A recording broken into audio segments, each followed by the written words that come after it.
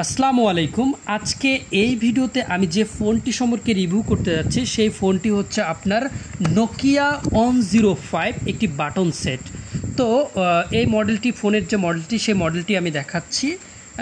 মডেলটি হচ্ছে আপনার নোকিয়া হচ্ছে 105TA1570DS। তো এটি হচ্ছে এই ফোনটি।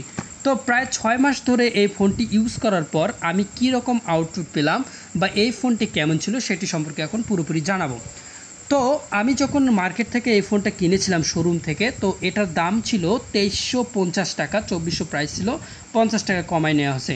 এর যে ব্যাটারি ক্যাপাসিটি সেটি ছিল আপনার 1000 মিলি অ্যাম্পিয়ার।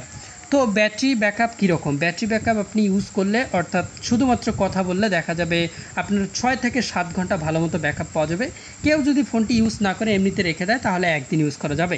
এই ফোনের একটি গ্রেট প্রবলেম ছিল, সেটি হচ্ছে আপনি ফোনটি চার্জ করে রেখে দিবেন, আপনার ফোন থেকে অটোমেটিক চার্জ চলে যাবে।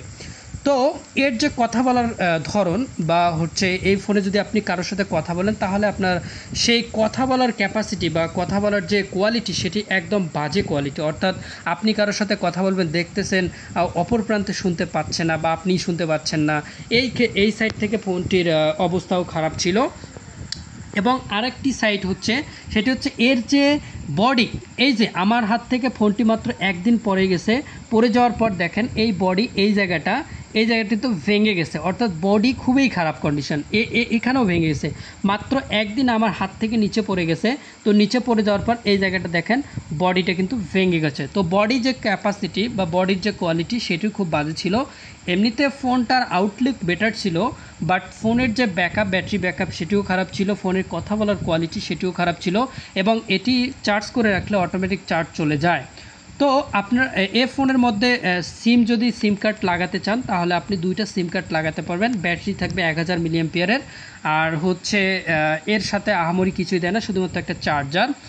তো এই ফোনের ভিতরে আপনি শুধুমাত্র গেম পাবেন, স্নেক রিলেটেড একটা গেম, কিছু গেম আছে রেসিং অ্যাটাক এরকম কিছু গেম, সেগুলো আপনাকে কিনতে হবে।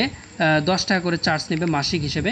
তো আপনারা যদি ফাইনালি আমাকে বলেন যে আমি এই ফোনটা কেনার জন্য আপনাকে সুপারিশ করব কিনা বা রিকমেন্ড করব কিনা, আমি নিঃসন্দেহে বলবো যে আপনারা ভুলেও এই ফোনটি কিনবেন না। এটি একদম বাজারে একটি ফেক প্রোডাক্ট মনে হচ্ছিল আমার, এটি ফেক প্রোডাক্ট, কারণ নোকিয়ার কোয়ালিটি এতটা খারাপ হয় না।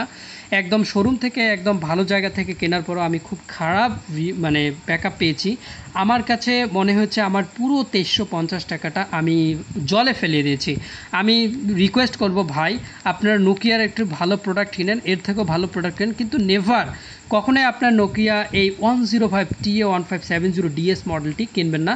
ধন্যবাদ ভাই আমার ভিডিওটি দেখার জন্য।